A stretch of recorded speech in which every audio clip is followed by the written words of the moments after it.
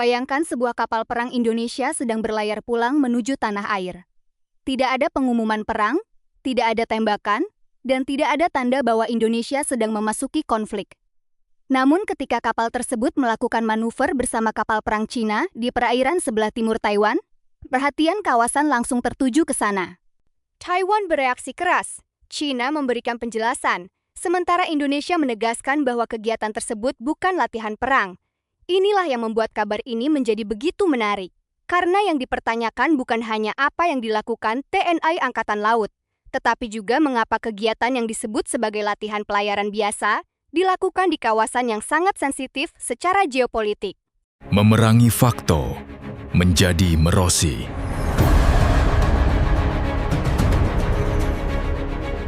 Assalamualaikum warahmatullahi wabarakatuh. Salam sejahtera untuk seluruh penonton LRN Narasi. Kembali lagi bersama kami untuk membahas kabar terbaru, fakta di balik berita, dan berbagai perkembangan penting yang sedang menjadi perhatian dunia. Jangan langsung mengambil kesimpulan sebelum kita melihat duduk persoalannya secara utuh. Kabar mengenai aktivitas TNI AL bersama Angkatan Laut Cina ini muncul setelah kapal perang Cina, Honghe, dan fregat TNI AL, KRI-1 Gusti Ngurah Rai 332 melakukan latihan manuver pelayaran di perairan sebelah timur Taiwan pada 12 Agustus tahun 2026. Sebelumnya, Kementerian Pertahanan Cina menyebut akan ada latihan navigasi bersama antara kedua kapal tersebut pada pertengahan Agustus. Sekilas, istilah latihan militer bersama memang terdengar sangat serius, apalagi lokasinya berada di sebelah timur Taiwan, kawasan yang menghadap Samudra Pasifik dan secara geopolitik sangat sensitif. Taiwan sendiri kemudian mengecam kegiatan tersebut dan menyebutnya sebagai tindakan yang berbahaya. Tetapi ada satu hal penting yang sering hilang dalam pemberitaan. Indonesia menyatakan bahwa aktivitas tersebut bukan latihan tempur. TNI AL menjelaskan bahwa kegiatan itu merupakan passing exercise atau PASEX. Dalam dunia angkatan laut, PASEX bukanlah perang dan bukan pula simulasi untuk menyerang negara lain. Kegiatan semacam ini biasanya dilakukan ketika kapal perang dari dua negara bertemu di laut, kemudian melakukan interaksi terbatas seperti komunikasi, manuver sederhana, atau pelayaran bersama untuk membangun hubungan dan koordinasi. Menurut penjelasan TNI AL, KRI-1 Gusti Ngurah Rai 332 sedang dalam perjalanan kembali ke Indonesia setelah menyelesaikan latihan bersama dengan Rusia di Vladivostok. Selama perjalanan pulang, kapal tersebut memang direncanakan melakukan PASEX dengan sejumlah negara yang dilewati. Jadi, dari sudut pandang Indonesia, tidak ada perubahan mendadak dalam kebijakan pertahanan yang berarti bahwa TNA sedang bergabung dengan China untuk menghadapi Taiwan. Namun justru disinilah persoalannya menjadi menarik. Lokasi sebuah kegiatan militer seringkali sama pentingnya dengan jenis kegiatannya. Sebuah manuver yang mungkin dianggap biasa oleh dua angkatan laut dapat dipandang berbeda oleh negara ketiga apabila dilakukan di kawasan yang sedang mengalami ketegangan. Dan Taiwan memang memiliki alasan geopolitik untuk memperhatikannya. Saat aktivitas TNI AL dan Cina tersebut berlangsung, Taiwan juga sedang menjalankan latihan militer tahunan Hankuang. Latihan tersebut dirancang untuk meningkatkan kesiapan menghadapi berbagai skenario ancaman, termasuk kemungkinan serangan Cina. Dalam latihan tahun ini, Taiwan menguji berbagai kemampuan, mulai dari pertahanan pantai, operasi angkatan laut, penggunaan drone, hingga kemampuan mempertahankan infrastruktur penting dalam situasi serangan. Artinya, aktivitas kapal China bersama kapal Indonesia muncul pada waktu ketika perhatian Taiwan memang sedang sangat terfokus pada keamanan wilayahnya. Tidak mengherankan jika Taipei kemudian memberikan respons. Namun apakah respons Taiwan berarti Indonesia telah memilih pihak dalam konflik Cina-Taiwan? Jawabannya belum tentu. Indonesia selama ini menjalankan politik luar negeri bebas aktif. TNI AL juga menegaskan bahwa PASEX dengan negara lain merupakan bentuk diplomasi maritim dan hubungan baik antar angkatan laut. Bahkan menurut TNI AL, kegiatan semacam ini bukan hanya dilakukan dengan China, tetapi dapat dilakukan dengan berbagai negara yang dilalui kapal Indonesia. Di sisi lain, China tentu mempunyai kepentingannya sendiri dalam menampilkan aktivitas tersebut. Bagi Beijing, latihan navigasi bersama dengan Indonesia dapat dipandang sebagai bentuk peningkatan hubungan pertahanan dan kerjasama antar angkatan laut. China menyebut kegiatan tersebut mencakup komunikasi serta pengisian perbekalan di laut. dengan tujuan meningkatkan kemampuan operasi bersama dan kerjasama kedua angkatan laut. Dan disinilah publik perlu berhati-hati. Jangan sampai istilah latihan bersama langsung diterjemahkan sebagai Indonesia ikut China menghadapi Taiwan. Itu adalah kesimpulan yang terlalu jauh jika dibandingkan dengan fakta yang tersedia. Tetapi bukan berarti kegiatan ini tidak mempunyai nilai strategis.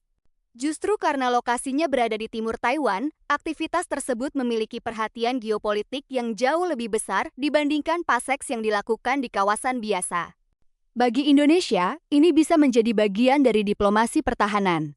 Bagi China, ini menunjukkan hubungan militer yang terus berkembang dengan Indonesia. Sedangkan bagi Taiwan, keberadaan kapal perang asing bersama kapal China di wilayah sensitif tentu menjadi sesuatu yang harus diperhatikan. Dengan kata lain, satu aktivitas yang sama bisa memiliki 3 makna berbeda. Dan pertanyaan besarnya sekarang adalah, apakah ini hanya sekadar pertemuan kapal perang yang kebetulan terjadi di kawasan sensitif? Atau justru menjadi tanda bahwa peta hubungan militer di kawasan Indo-Pasifik sedang berubah? Disinilah cerita ini belum selesai. Karena yang paling menarik bukan hanya bagaimana Indonesia menjelaskan kegiatan tersebut, tetapi bagaimana China menggunakan momen ini, bagaimana Taiwan membaca pesan tersebut, dan bagaimana negara-negara lain di kawasan melihat posisi Indonesia. Yang membuat situasi ini semakin menarik adalah bahwa latihan tersebut bukan sekadar persoalan 2 kapal perang yang bertemu di laut. Ada konteks geopolitik yang jauh lebih besar di belakangnya.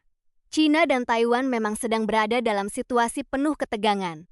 Sementara kawasan timur Taiwan selama ini menjadi wilayah yang sangat sensitif bagi aktivitas militer Beijing. Namun dari sisi Indonesia, penjelasannya berbeda. TNI AL menyatakan kegiatan KRI-1 Gusti Ngurah Rai merupakan passing exercise atau PASEX.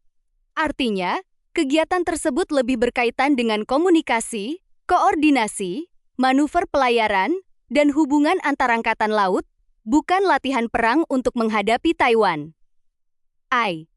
Indonesia juga menjelaskan bahwa kapal tersebut sedang dalam perjalanan pulang setelah menjalani latihan bersama Rusia dan akan melakukan interaksi serupa dengan negara lain dalam perjalanan.